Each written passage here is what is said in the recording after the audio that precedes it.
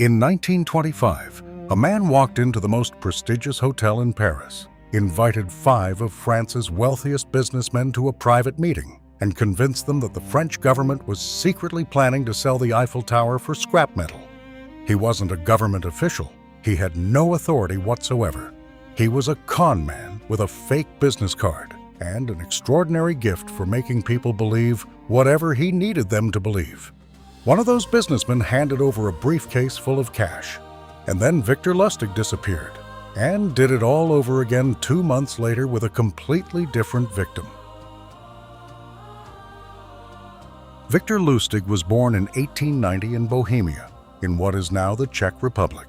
From the very beginning, he was different.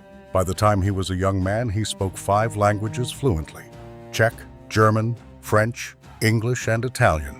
He was charming, impeccably dressed, and possessed of an almost supernatural ability to read people. He understood within minutes of meeting someone exactly what they wanted to hear, what they feared, and what they desperately wanted to believe. He began his career running small cons on ocean liners crossing the Atlantic, targeting wealthy passengers with card games and fake investment schemes. But small cons were never going to be enough for Victor Lustig. He was always thinking bigger.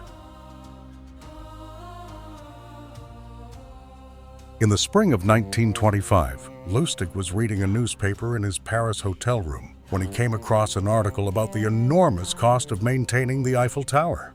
The city was struggling financially. Some officials had even suggested the tower might eventually need to be demolished. Most people read that article and moved on. Victor Lustig read it and saw an opportunity. He had fake government stationery printed. He gave himself the title of Deputy Director General of the Ministry of Posts and Telegraphs. He contacted 6 of Paris's largest scrap metal dealers and invited them to a confidential government meeting at the Hôtel de Crillon, one of the most expensive hotels in the city. At the meeting, he told them, in complete confidence, that the government had made a difficult decision. The Eiffel Tower was to be sold for scrap metal. He was looking for the right buyer. The dealers believed every word. Why wouldn't they? The hotel was real, the stationery was convincing, and Lustig's authority was absolute. One dealer, a man named André Poisson, was so desperate to win the contract that he handed Lustig a briefcase stuffed with cash. Lustig took the briefcase, boarded a train to Vienna that same evening, and was gone. Poisson was so humiliated that he never went to the police. He told no one. So Lustig came back to Paris 2 months later and sold the Eiffel Tower again. After his Paris triumph, Lustig moved to the United States, where he continued running increasingly audacious schemes. But his most extraordinary moment of nerve came when he arranged a meeting with Al Capone, the most dangerous gangster in America. Lustig told Capone he had an investment opportunity that would double his money in 60 days. Capone handed him $50,000. Lustig took the money, put it in a safe deposit box, and did absolutely nothing with it for 2 months. When he returned to Capone, he explained with enormous regret that the deal had fallen through. He handed back the full $50,000 untouched. Capone, impressed by his apparent honesty, gave him $5,000 as a consolation. That $5,000 was the entire point. Lustig had used Capone's own money to convince him he was trustworthy and walked away with a payday and his life intact. Very few people who disappointed Al Capone managed either. Lustig's most technically brilliant con was something he called the Romanian box. It was a beautifully crafted mahogany box with brass fittings and an elaborate internal mechanism. Lustig would demonstrate it to a wealthy target by placing a genuine $100 bill inside, turning a series of dials, waiting precisely 6 hours, and producing 2 perfect $100 bills. The box, he explained, used a secret chemical process to duplicate currency. What the buyer didn't know was that the box contained a hidden compartment preloaded with a small number of real bills. After the sale, the box would produce a few more genuine notes, just enough to keep the victim convinced, before running out entirely.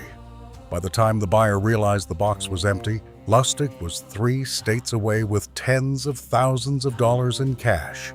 He sold versions of this box to sheriffs, bankers, and businessmen across America. He sold one to a Texas sheriff who chased him across 4 states before losing him entirely. In the end, it wasn't the FBI that caught Victor Lustig. It was a woman he had wronged. A former girlfriend, angry at being abandoned, tipped off the authorities to his location. He was arrested in 1935. Even then, he escaped from federal custody and ran for 28 days before being recaptured. He was convicted of counterfeiting and sentenced to 20 years in Alcatraz, the most secure prison in America. He died there in 1947 from pneumonia. When authorities processed his belongings, they found 15 different aliases, 47 aliases in total across his career, and documents in 5 languages. His occupation on his death certificate was listed simply as apprentice salesman. Victor Lustig conned his way through 3 decades, 2 continents, and some of the most powerful and dangerous people in the world. He sold a national monument twice. He fooled a gangster who had people killed for far less, and he almost got away with all of it. If history fascinates you the way it fascinates me, subscribe, because we are just getting started.